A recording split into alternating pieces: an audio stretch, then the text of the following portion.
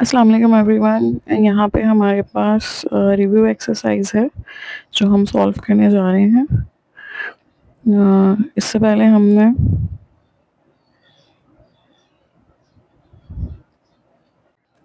Question 1 से 4 solve कर लिया था। This is question number 5, right. इसमें लिखा है कि वेन डायग्राम के थ्रू इसको वेरीफाई करना है।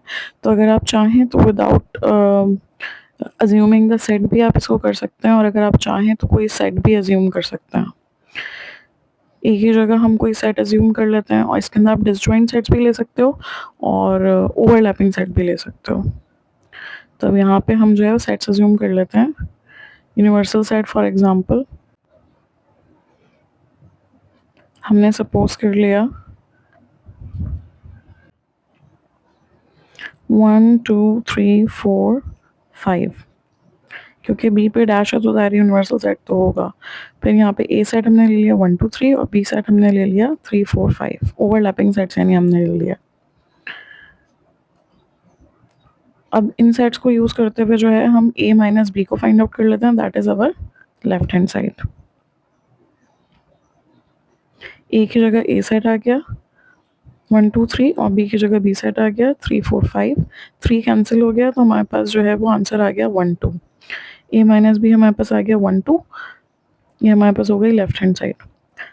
ठीक है। अच्छा, अब इसकी वेन डायग्राम हम बना रहे हैं, तो हमने जैसे कि आपको पता है वेन डायग्राम के लिए रेक्टेंगल जो है हमारे पास बनाया जाता है यूनिवर्सल सेट के लिए। और क्योंकि ओवरलैपिंग सेट्स हैं तो एक दूसरे पर सेट हमने बनाए हैं। 3 इसमें कॉमन है, और ए सेट में हमारे पास क्या रह गया है 1 2, और बी सेट में 4 5।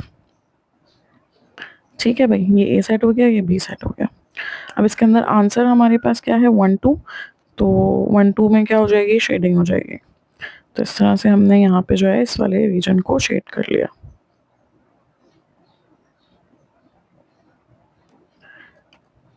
अब इसके बाद हम राइट हैंड साइड को सॉल्व कर लेते हैं। राइट हैंड साइड पे हमारे पास है ए का यूनियन करना है बी डैश के साथ। तो पहले बी डैश फाइंड आउट कर रहे हैं।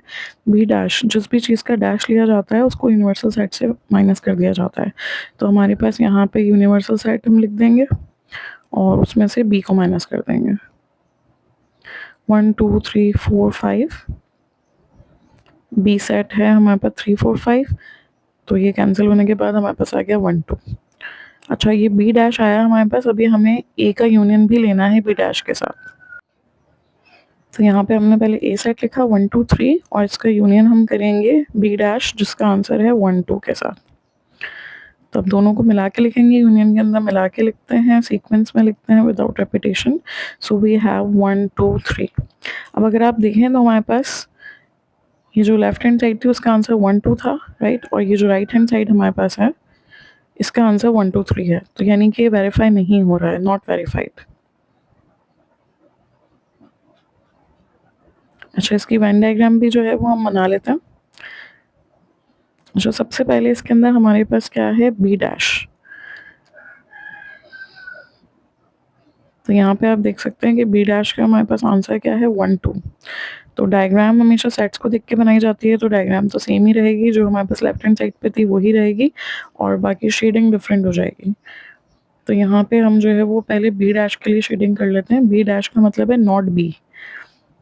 तो नॉट बी का मतलब है कि इसमें जो है हमारे पास बी के अलावा हमने सब पे शेडिंग कर दी। अब यहाँ पे हमें जो है वो ए का यूनियन करना है बी के साथ, बी डैश के साथ। तो पहले हमने बी डैश की डायग्राम बना ली है। अब यहाँ पे जो है वो हम ए की डायग्राम बना लेते हैं, यानी ए को शेड कर देते हैं। तो इसमें हमारे पास क्या हो जाएगा, पूरा ए शेड हो जाएगा। और फिर थर्ड डायग्राम के अंदर हम बी डैश और ए में जो होगा उन दोनों का यूनियन कर लेंगे। ये हमने ए सेट में पूरे जो है ए सेट में शेडिंग कर दिया।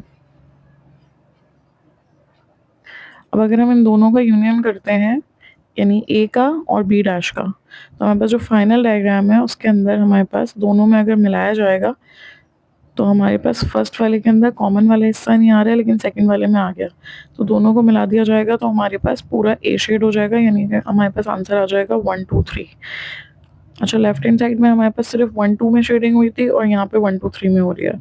तो डायग्राम से भी अगर हम करते हैं तो भी ये वेरीफाई नहीं हो रहा है, और अगर हम वैसे सॉल्व किया हमने तो भी नहीं होगा। अच्छा, मैंने इसमें देखा है कि अगर यहाँ पे ए इंटरसेक्शन बी डैश होता तो फिर इसकी जो है वो हो सकती थी, मतलब ये जो है यहाँ पे हमने लिख दिया कि भाई ये is not equal, not verified. और अगर यहाँ पे हमारे पास जो है बी इंटरसेक्शन ये ए इंटरसेक्शन बी डैश होता तो फिर ये सॉल्व हो सकता है। देखें यहाँ पे अगर हम इस तरह से करते हैं, एक ही जगह ए साइड लिखते हैं 1 2 3 और इंटरसेक्शन ले लेते हैं इसका बी डैश के साथ 1 2 के साथ, तो हमारे पास 1 2 कॉमन आ जाएगा और इस तरह से हमारे पास जो फाइनल आंसर होगा उसमें 1 2 में शेडिंग हो जाएगी। तो ये देखें 1 2 ये वेरीफाई हो जाएगा। अच्छा चलें, ये हमारा फर्स्ट पार्ट डन हो गया। इसके बाद हम सेकंड पार्ट पे मूव ऑन करते हैं। ये हमारे पास जो हमने बनाया था बी डैश था पहला वाला, दूसरा वाला ए था, और इसके बाद जो हमने फाइनल डायग्राम बनाई है उसमें हमने दोनों को ले लिया, यानी जो है हमारे पास ए भी और बी डैश भी, और दोनों को हमने यूनियन कर दिया। फर्स्ट वाला हमारे पास ए माइनस बी था, और इसके बाद हमने 3 डायग्राम्स के through A union B dash को किया।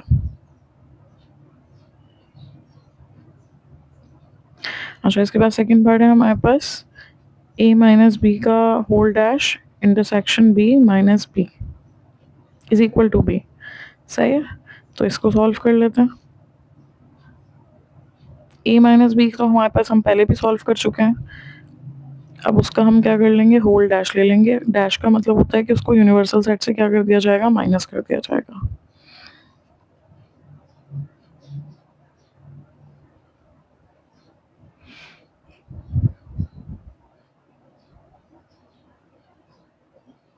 अब यहाँ पे हमारे पास देखें ए माइनस बी का आंसर क्या था, 1 2, वो हमने यहाँ पे कॉपी कर लिया। अब जब इसका डैश फाइंड आउट करना है तो हम इसके लिए क्या करेंगे, यूनिवर्सल सेट में से ए माइनस बी को यानी कि 1 2 को माइनस कर देंगे। 1 2 3 4 5 ये हो गया यूनिवर्सल सेट, इसमें से हम माइनस कर देंगे 1 2 को, तो हमारे पास आंसर आ गया 3 4 5, राइट। लेकिन अभी हमारे पास लेफ्ट हैंड साइड कंप्लीट नहीं हुई है। अब हमें क्या करना है, इसका इंटरसेक्शन भी लेना है बी के साथ। ठीक है भाई, तो अब हम इसको लिखेंगे और इसके बाद हम इंटरसेक्शन ले लेंगे बी सेट के साथ। ए माइनस बी का होल डैश हमारे पास बराबर है 3 4 5 के, और इंटरसेक्शन बी सेट हमारे पास किसके बराबर है, ये देखें यहाँ पे 3 4 5। तो ज़ाहिर है जब कॉमन लेंगे तो सब कुछ कॉमन आ जाएगा, तो हमारे पास आ गया 3 4 5। अब अगर आप राइट हैंड साइड को देखें तो वहाँ पे लिखा हुआ है बी सेट, तो बी सेट तो हमारे पास है ही 3 4 5, तो इस तरह से हमारे पास दोनों साइड्स के आ गई बराबर। अब इसकी वैन डायग्राम्स हम बना लेते हैं, राइट।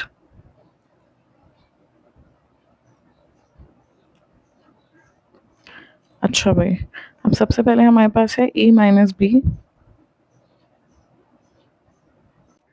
ओवरलैपिंग सेट्स हैं तो डायग्राम तो ज़ाहिर है सेम रहेगी, तो हमने यहाँ पे जो है वो 3 कॉमन है, ए में 1 2 है और जो है वो बी में 4 5 है। 1 2 का आंसर ए माइनस बी का आंसर 1 2 है, तो 1 2 पे शेडिंग कर दी। इसके बाद ए माइनस बी का होल डैश अगर हम फाइंड आउट करते हैं तो इसका मतलब है हमारे पास, ये हमने पहले ए माइनस बी किया है, अब हम ए माइनस बी का होल डैश करना चाह रहे हैं। ए माइनस बी का होल डैश का मतलब है कि इसमें से नॉट ए माइनस बी नहीं होगा, तो यानी 1 2 नहीं होगा, उसके अलावा सब होगा। तो इसी तरह से आप देखें अगर आंसर में हमारे पास 3 4 5 आ रहा है, तो इसमें हम जब शेडिंग करेंगे तो इसमें आंसर में हमारे पास शेडिंग हो जाएगी 3 4 5 में।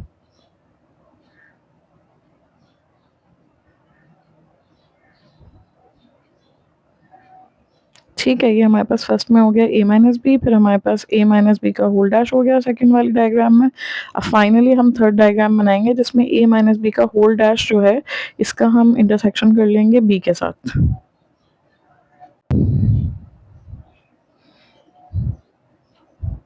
अच्छा, अब इसके अंदर हमें जो है वो कॉमन लेना है किसके साथ, बी सेट के साथ। तो अगर मैं बी सेट को जो है वो ड्रॉ करूँ, यानी बी सेट के लिए ड्रॉ करूँ डायग्राम, तो उसमें क्या हो जाएगा, सिर्फ बी सेट में शेडिंग हो जाएगी इस तरह से। तो अब ये जो बी सेट है और ए माइनस बी का होल डैश है, इन दोनों में मुझे क्या करना है, कॉमन लेना है। तो जब मैं इसमें कॉमन लूँगी तो हमारे पास ए माइनस बी का होल डैश में भी 3 4 5 आ रहा है और बी सेट में भी 3 4 5 आ रहा है, जैसे वहाँ पे सेट लिखने में आ रहा था। तो इसका मतलब है कि हमारे पास कॉमन क्या आ जाएगा, 3 4 5। तो फाइनल मेरे पास ये जो हम लिखेंगे a माइनस बी का होल डैश इंटरसेक्शन b, इसके अंदर हमारे पास जो है 3 4 5 के अंदर शेडिंग हो जाएगी। a minus B whole dash और इसका इंटरसेक्शन हम ले रहे हैं बी सेट के साथ, राइट। ये बी सेट हमारे पास है, इंटरसेक्शन बी, तो ये हमारे पास इस तरह से शेडिंग हो गई, ठीक है। तो ये राइट हैंड साइड को अगर हम सॉल्व करते हैं तो राइट हैंड साइड तो ऑलरेडी सॉल्व हुई हुई है। राइट हैंड साइड में हमारे पास क्या है, सिर्फ बी है, तो सिर्फ बी में शेडिंग हो जाएगी। तो इस तरह से हमारे पास जो फाइनल आंसर है a माइनस बी का होल डैश इंटरसेक्शन b और b, ये दोनों हमारे पास राइट हैंड साइड और लेफ्ट हैंड साइड के आ गई, बिल्कुल बराबर आ गई। बस ये है कि हमने लेफ्ट हैंड साइड के अंदर 3 पार्ट्स में करके सॉल्व किया, पहले a माइनस बी, फिर a माइनस बी का होल डैश, फिर a माइनस बी का होल डैश और इंटरसेक्शन b। अच्छा, इसके बाद हमारे पास क्वेश्चन नंबर 6 है, verify the properties for the sets A B and C. और सबसे पहले हमारे पास एसोसिएटिव प्रॉपर्टी ऑफ यूनियन है।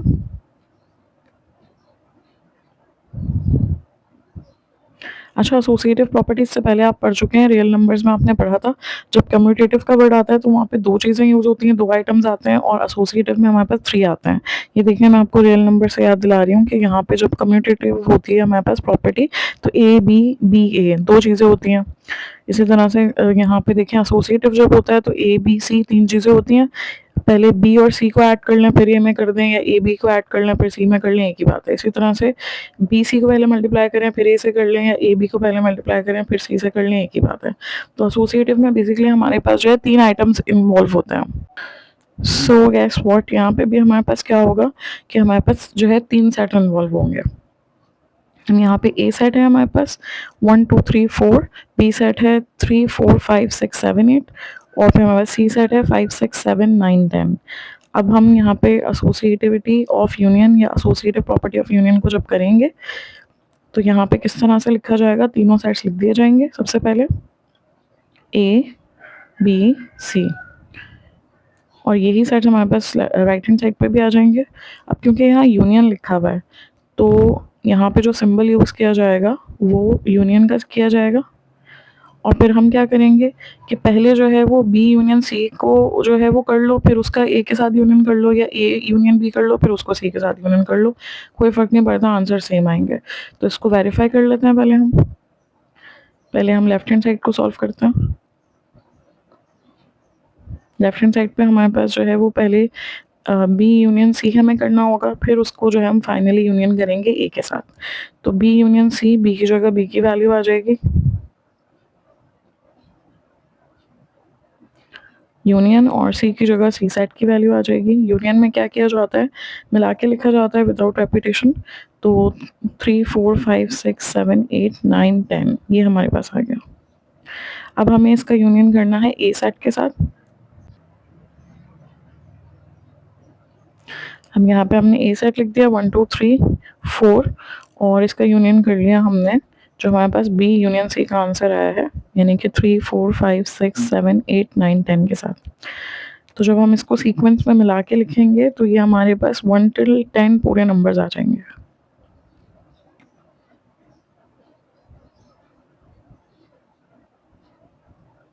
ठीक है भाई। अच्छा, अब इसकी वेन डायग्राम कैसे बनेगी, दैट इज इम्पोर्टेंट, वो है मेन चीज़ जो हमने सीखनी है। अच्छा, वेन डायग्राम्स के लिए ना आपको एक बात पता होनी चाहिए चंदा, कि जब हम वेन डायग्राम्स करते हैं सॉल्व तो वो सेट्स को देख के बनती हैं, और अगर हम जैसे ये क्वेश्चन सॉल्व कर रहे हैं, इसके 4 पार्ट्स हैं, तो चारों पार्ट्स में एक ही डायग्राम बनेगी, और जो उन पार्ट्स के आंसर्स होंगे उसके हिसाब से शेडिंग डिफरेंट हो जाएगी, लेकिन डायग्राम सेम रहेगी। तो पहले हम ज़रा सेट्स को एक्सप्लोर करते हैं, इसको देखते हैं कि इसमें कुछ कॉमन है। तो आप यहाँ पे देख सकते हो कि तीनों सेट्स में कोई ऐसा नंबर नहीं है जो तीनों में आ रहा हो, ना 1 तीनों सेट्स में है, ना 2 है, ना 3 है, ना 4 है।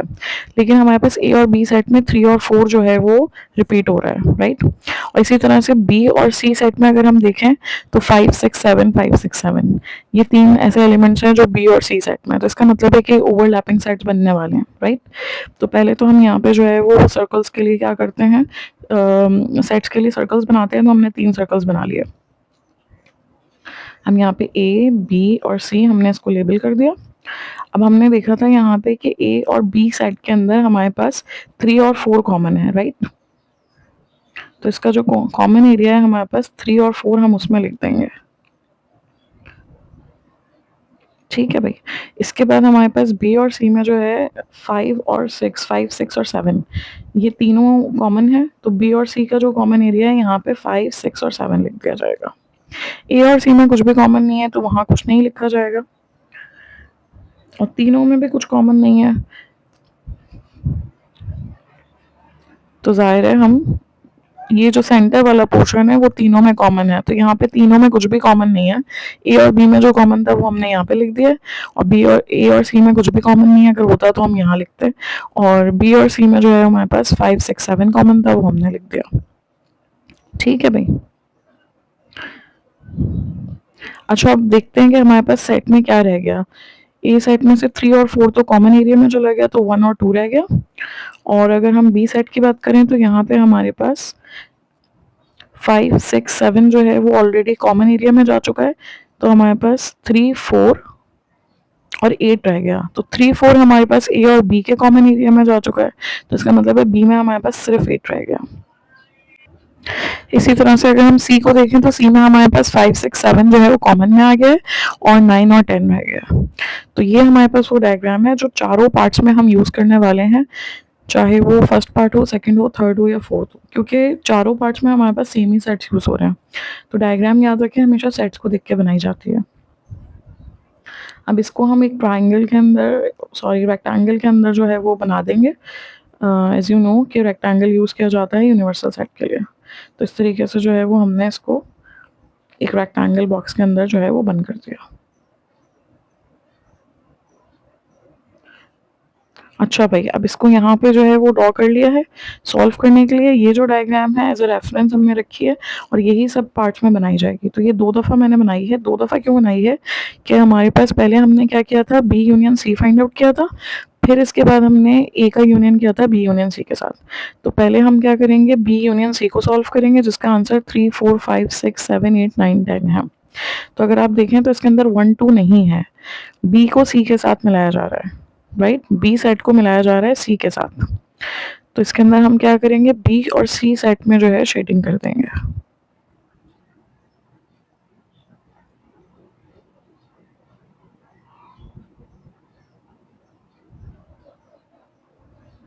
ये देखें, हमने यहाँ पे बी और सी में शेडिंग कर दी।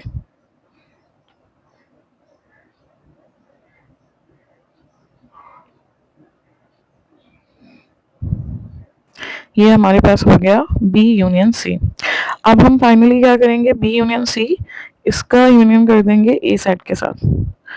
अच्छा, अब ए सेट हमारे पास जो है, अगर मैं ए सेट में भी जो है शेडिंग कर दूं, दिस इज ए सेट, तो ए से सेट को मैं मिला दूं बी यूनियन सी के साथ, तो बी और सी में तो पहली शेडिंग हुई हुई है, और ए भी उनमें मिल जाएगा, तो इस तरह से इन तीनों में शेडिंग हो जाएगी, राइट।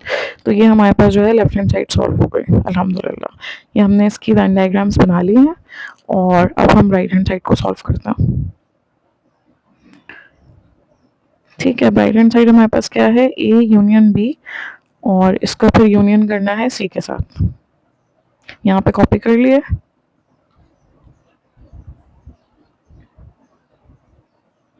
अच्छा भाई, अब यहाँ पे हमने ए सेट को पहले कॉपी कर लिया, 1, 2, 3, 4, फिर इसके साथ जो है वो बी सेट 3, 4, 5, 6, 7, 8 दोनों को मिला के लिख देंगे।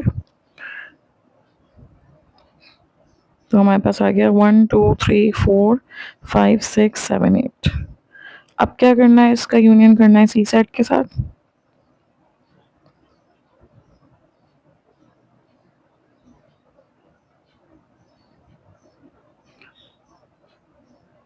अब इन दोनों सेट्स को मिला के लिख देते हैं। तो यहाँ पे हमारे पास 1, 2, 3, 4, 5, 6, 7, 8, 9, 10, यानी कि पूरे 1 till 10 नंबर्स आ जाएंगे।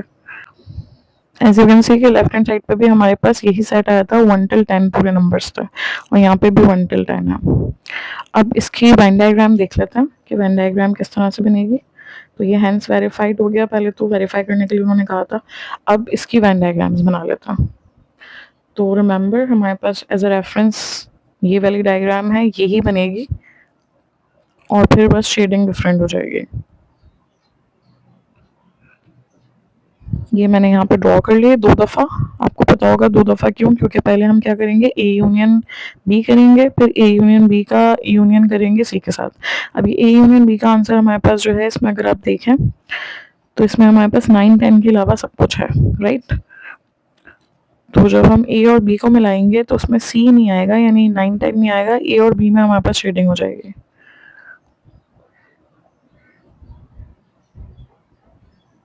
सी को छोड़ देंगे और ये ए और साथ में बी पे हम शेडिंग कर लेंगे। This is A union B.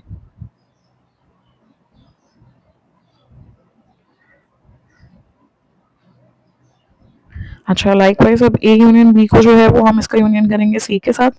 तो ए यूनियन बी यानी ए और बी में तो पहले शेडिंग हुई हुई है, और सी सेट को भी मिला लेंगे साथ में, तो सब में शेडिंग हो जाएगी। तो अगर आप देखें तो हमारे पास जो लेफ्ट हैंड साइड हमने सॉल्व की थी उसमें भी सब में शेडिंग थी, और यहाँ पे भी सब में शेडिंग है। तो अगर आप लिख के सेट को वेरीफाई करें तब भी वेरीफाई हो रहा है, और अगर वेन डायग्राम के थ्रू करें तो तब दोनों में सेम शेडिंग हो रही है, यानी तब भी वेरीफाई हो रहा है। तो इस तरह से हमारा जो फर्स्ट पार्ट था एसोसिएटिव प्रॉपर्टी ऑफ यूनियन, वो हमारे पास डन हो गया। गेस व्हाट, इसके बाद क्या है, associative property of, O yes, इसके बाद हमारे पास जो है हम आगे मूव ऑन करेंगे, दैट इज इंटरसेक्शन। ठीक है, डायग्राम सेम रहेगी, बस उसमें भी शेडिंग चेंज हो जाएगी। अच्छा भाई, अब यहाँ पे देखें सेकंड पार्ट है, लिखा हुआ है एसोसिएटिव प्रॉपर्टी ऑफ इंटरसेक्शन। तो अब यहाँ पे सेम उसी तरह से सॉल्व होगा, 3 सेट्स ही रहेंगे। क्या चेंज होने वाला है वो मैं आपको बता देती हूँ। ये देखें, यहाँ पे हमारे पास यूनियन की जगह आ जाएगा इंटरसेक्शन जब आप सॉल्व करोगे, और जहाँ जहाँ यूनियन आ रहा है वहाँ वहाँ क्या आ जाएगा, इंटरसेक्शन, सिंपल। तो ये ए इंटरसेक्शन, फिर ब्रैकेट्स में बी इंटरसेक्शन सी, यहाँ पे जो है वो ए बी सी, और फिर यहाँ पे जैसे यहाँ पे लिखा था हमने वैसे यहाँ पे भी हो जाएगा, बस ब्रैकेट्स नीचे वाले सेम ही आ जाएंगे, ए इंटरसेक्शन बी का इंटरसेक्शन कर देंगे सी के साथ। चलिए अब इसको भी जो है वो हम देख लेते हैं। अच्छा भाई, ये हमारे पास सॉल्व हुआ है। पहले हमने लेफ्ट हैंड साइड को सॉल्व किया है। यहाँ पे बी इंटरसेक्शन सी करना है, दोनों में क्या कॉमन है, 5 6 7, जैसे कि हमने डायग्राम बनाते वक्त भी डिस्कस किया था। तो यहाँ पे हमारे पास 5 6 7 जो है वो कॉमन आ गया। फिर ए का इंटरसेक्शन कर लिया इसके साथ, तो इन दोनों में तो कुछ भी कॉमन नहीं आया, oh we have got an empty set. इसके बाद राइट हैंड साइड पे हमारे पास ए और बी में अगर हम इंटरसेक्शन करते हैं तो सेट्स बनाते हुए हमने डिस्कस किया था कि इसमें 3 और 4 कॉमन है। और जब हम ए इंटरसेक्शन बी का जो है इंटरसेक्शन करते हैं सी के साथ, तो इसमें हमारे पास कुछ भी नहीं है, तो ये भी एम्प्टी सेट है। सही है भाई, अब हम डिस्कस कर लेते हैं कि इसकी डायग्राम किस तरह से बनेगी। डायग्राम के लिए नो वेरिएबल के हमारे पास जो है इस तरह से सेम ही डायग्राम रहती है, राइट। तो ये मैंने रेक्टेंगुलर बॉक्सेस बना लिए हैं, और ये एज अ रेफरेंस मैंने आपको दोबारा दिखाई है कि इसी तरह से सेट्स जो है वो लिखे जाएंगे, बस शेडिंग डिफरेंट हो जाती है।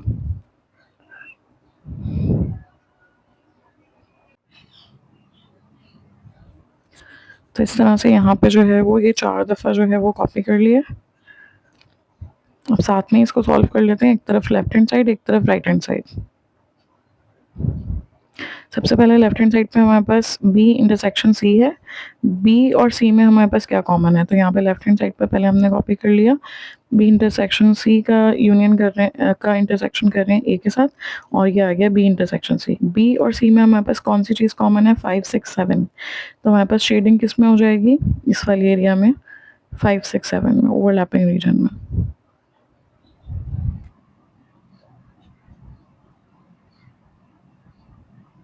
इसके बाद हमारे पास जो है बी इंटरसेक्शन सी को हमने इंटरसेक्शन करना है ए के साथ, और इसमें हमारे पास कुछ भी कॉमन नहीं है, तो एम्प्टी सेट, तो इसमें कोई शेडिंग नहीं होगी, नो शेडिंग एट ऑल।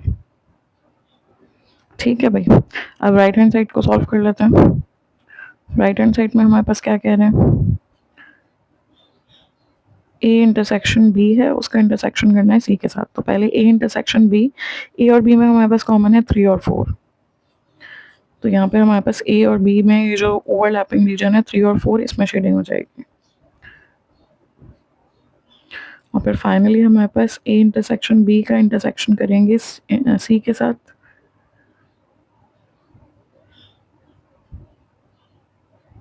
तो इसमें हमारे पास एम्प्टी सेट है, कुछ भी कॉमन नहीं है, तो इसमें कोई शेडिंग नहीं होगी।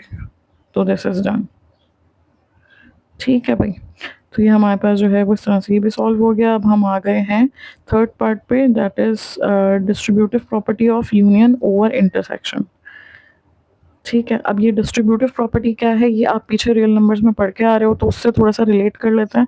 रिलेट करने का मकसद ये होता है कि आपको कोई टॉपिक जो है ना वो स्ट्रेंज ना लगे कि ये नया आया है, और रिलेट करने से चीज़ें याद भी रहती हैं। तो आपको याद होगा पीछे ये हमने पढ़ा था कि ए इंटू बी प्लस सी, ये हमने रियल नंबर्स की प्रॉपर्टीज़ में पढ़ा था, डिस्ट्रीब्यूटिव प्रॉपर्टी। जैसे हम जब पढ़ते हैं एसोसिएटिव, जो हमने अभी डिस्कस किया था, तो उसमें 3 आइटम्स होते हैं। तो अब ए बी और सी को ऐड करो, फिर ए में कर दो, ए बी को करो, फिर सी में करो, एक ही बात है। इसी तरह से हमने डिस्कस किया था कि ए बी सी अगर हम जो है वो इस तरह से लिखा हुआ हो, और ए और बी को पहले मल्टीप्लाई कर लें और फिर सी से करें, या बी सी को कर लें फिर ए से करें, कोई फ़र्क नहीं पड़ता। ये हमारे पास एसोसिएटिव प्रॉपर्टी होती है। Associative property with respect to addition and associative property with respect to multiplication. तो उसी तरह से अब ये डिस्ट्रीब्यूटिव है, लेकिन इसमें हमारे पास तीनों चीज़ें ना तो मल्टीप्लाई हो रही होती है, ना तो तीनों चीज़ें ऐड हो रही होती हैं, बल्कि जो है 2 ऐड हो रही होती हैं और एक उनसे मल्टीप्लाई हो रहा होता है। ब्रैकेट मीन्स मल्टीप्लाई, तो ये ए बी के साथ भी मल्टीप्लाई हो रहा होता है, ए सी के साथ भी मल्टीप्लाई हो रहा होता है।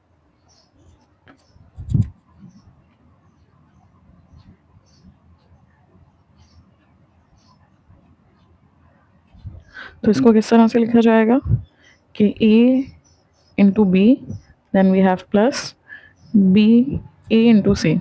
सही है भी, A B plus A C. Likewise अब इसी को अगर हम जो है वो यहाँ पे अप्लाई करते हैं, और हमारे पास यहाँ पे क्या है, डिस्ट्रीब्यूटिव प्रॉपर्टी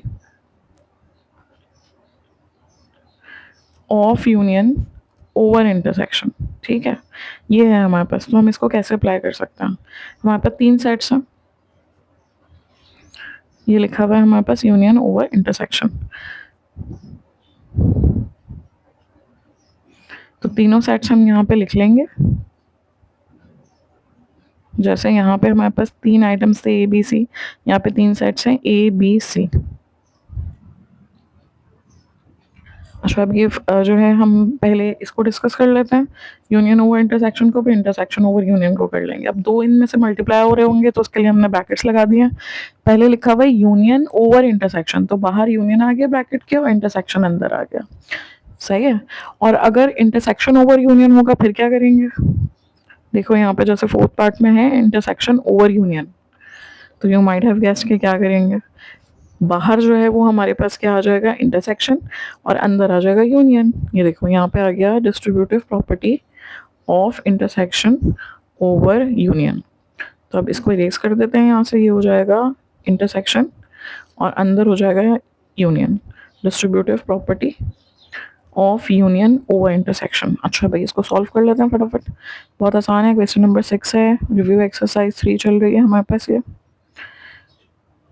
चलें जी, अब यहाँ पे हम लिख लेते हैं जो हमने डिस्कस किया था, ए बी सी तीनों सेट्स हमने लिख लिए और ब्रैकेट्स लगा दिए। इसके बाद यूनियन ओवर इंटरसेक्शन है, तो पहले हमारे पास जो है बाहर यूनियन आ जाएगा और अंदर हमारे पास इंटरसेक्शन आ जाएगा। अब सवाल ये पता होता है कि इसके राइट हैंड साइड पे क्या आएगा, तो ब्रैकेट मीन्स मल्टीप्लाई, ये तो लेफ्ट हैंड साइड है ना, राइट हैंड साइड के लिए हम क्या करेंगे, तो ये जो ए यूनियन है ये पहले बी से मल्टीप्लाई होगा, तो ये हो जाएगा ए यूनियन बी, राइट। फिर इसके बाद हमारे पास ये जो इंटरसेक्शन है, जैसे वहाँ पे प्लस आता था बीच में, तो यहाँ पे ये इंटरसेक्शन आ जाएगा। फिर इसके बाद ये जो ए यूनियन है ये सी से मल्टीप्लाई होगा, तो ये हो जाएगा ए यूनियन सी। ठीक है भाई, आई hope you find it easy. ये हमारी राइट हैंड साइड हो गई। अब हम इसको लेफ्ट हैंड साइड को पहले सॉल्व कर लेते हैं।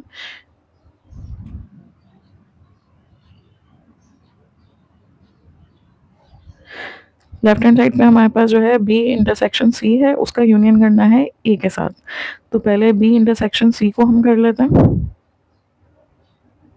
बी इंटरसेक्शन सी का आंसर पहले ही हमारे पास मौजूद है, सेकंड पार्ट से ले लेते हैं 5 6 7। तो यहाँ पे जो है ए का यूनियन हम डायरेक्ट कर लेते हैं बी इंटरसेक्शन सी के साथ, ए की जगह आ जाएगा 1 2 3 4 और यूनियन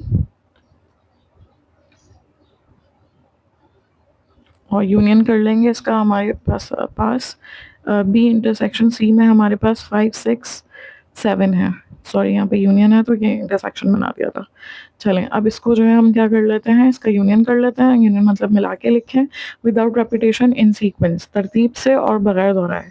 तो ये आ गया 1 2 3 4 5 6 7। सही है भाई। अच्छा अब हम क्या करें, वेन डायग्राम बनाते हैं जी।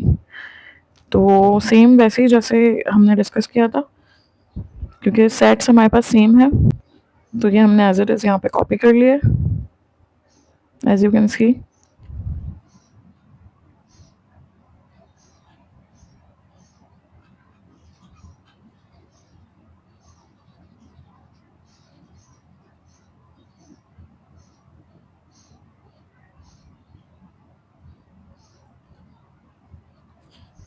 अच्छा जी, यहाँ पे हमने ये सब कुछ कॉपी कर लिया जैसे हम हमेशा करते हैं। अब पहले हमारे पास बी इंटरसेक्शन सी को हम सॉल्व करेंगे, जिसका आंसर हमारे पास है 5 6 7।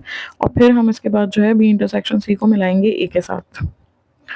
तो बी इंटरसेक्शन सी यानी बी और सी में क्या कॉमन है, बी और सी में हमारे पास क्या कॉमन है, ये देखिए हमने पीछे भी किया था। हैव अ लुक, ये यहाँ पे देखें, बी इंटरसेक्शन सी हम सॉल्व कर चुके हैं। इसमें बी और सी में जो कॉमन था 5 6 7, हमने उसमें शेडिंग की थी। तो हम यहाँ पे 5 6 7 में दोबारा से इस तरह से शेडिंग कर लेंगे। अब इसके बाद जो है हमें यहाँ पे क्या करना है, ए सेट को मिलाना है बी इंटरसेक्शन सी के साथ। अब इसमें हमारे पास जो है 1 2 3 4 5 6 7, इन पे शेडिंग कर दी जाएगी। बेसिकली यहाँ पे हुआ ये कि हमने ए सेट को, ए पूरा सेट जो है इस पे शेडिंग कर दी, और इसको मिलाया हमने बी इंटरसेक्शन सी के साथ। तो बी इंटरसेक्शन सी के अंदर हमारे पास जो है वो 5 6 7 भी आ गया। तो इस तरह से जो है हमारी शेडिंग कंप्लीट हो गई। ए, ये पूरा ए आ गया, और फिर बी इंटरसेक्शन सी के अंदर हमारे पास जो है वो क्या था, 5 6 7, तो वो भी आ गया। तो ये ए और साथ में 5 6 7 ये मिल के शेडिंग कम्प्लीट हो गई। तो इस तरह से हमारे लेफ्ट हैंड साइड कम्प्लीट हो गया। Let's solve right hand side. इसमें हमारे पास जो है वो पहले ए यूनियन बी है, तो पहले इसको फाइंड आउट कर लेते हैं। फिर ए यूनियन सी है, फिर उसको कर लेते हैं।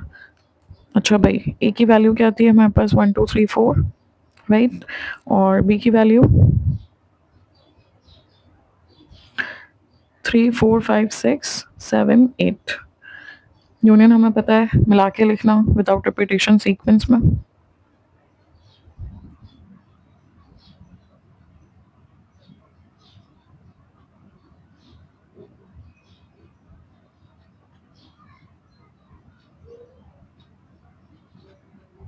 इसके बाद हमारे पास ए यूनियन सी है।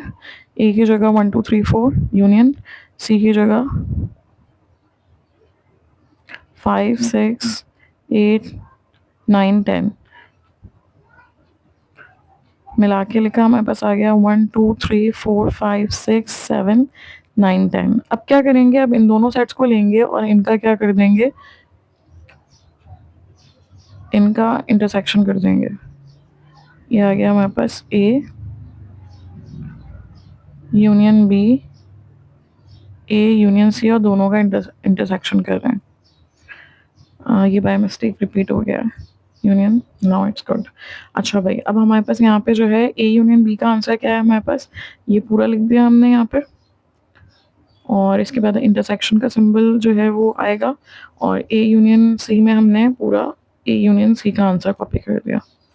अब इसके बीच में हमारे पास सिंबल आ जाएगा इंटरसेक्शन का, और इंटरसेक्शन में हम क्या करते हैं, कॉमन लेते हैं। तो अब देख लेते हैं दोनों में क्या कॉमन है। फर्स्ट वाले सेट में भी आ रहा है हमारे पास 1 2 3 4 5 6 7, और सेकंड वाले सेट में भी आ रहा है। फर्स्ट सेट में हमारे पास 8 है, और सेकंड सेट में हमारे पास 8 नहीं है बल्कि 9 10 है। तो कॉमन में हमारे पास सिर्फ आ जाएगा 1 2 3 4 5 6 7।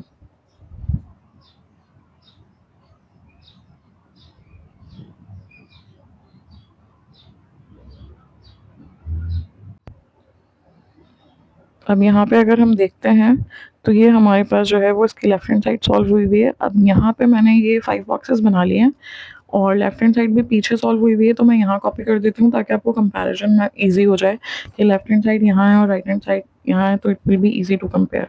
तो यही एज इट इज़ जो यहाँ बना हुआ है, इसको आगे जो है वो कॉपी कर देता हूँ। देखिए यहाँ पे जो सेम हमारे पास सेट्स बनते हैं वो सब में बना दिए हैं। अब सबसे पहले बी का जो है वो सी के साथ जो है वो इंटरसेक्शन था जो हम कर चुके हैं लेफ्ट हैंड साइड में, तो ये मैंने यहाँ पे शेडिंग कर दी है। एज यू कैन सी कि हम पीछे कर चुके हैं, ये देखें यहाँ पे हुआ हुआ भी है, ठीक है। और लाइकवाइज इसके बाद हमने जो है वो बी यूनियन सी का जो है इन बी इंटरसेक्शन सी का जो है वो यूनियन किया है ए के साथ, तो वो भी शेडिंग एज इट इज जैसे पीछे हुई थी वैसे हमने कर दिया। Guys this is B intersection C और इसका यूनियन किया है ए के साथ, तो ए साइड पे शेडिंग हो गई और बी इंटरसेक्शन सी वाले पार्ट पे शेडिंग हो गई। अब हम आ जाते हैं राइट हैंड साइड पे। इसमें आपने देखा होगा कि तीन जो है वो डायग्राम्स हैं। ऐसा क्यों है? क्योंकि हमारे पास तीन ऑपरेशंस परफॉर्म हो रहे हैं, पहले ए यूनियन बी, फिर ए यूनियन सी और फिर उन दोनों का इंटरसेक्शन। तो यहाँ पे हमने पहले लिखा ए यूनियन बी, फिर लिखा ए यूनियन सी और फिर A union B, A union C और दोनों का कर लेंगे इंटरसेक्शन, ठीक है भाई। अच्छा भाई, अब ए यूनियन बी में हमारे पास क्या होगा? 1 till 8, 1 till 8 सबकी शेडिंग हो जाएगी, इसमें 9 10 शामिल नहीं है, तो ये ए बी जो है हमारे पास दोनों सेट्स पे हमने शेडिंग कर दी।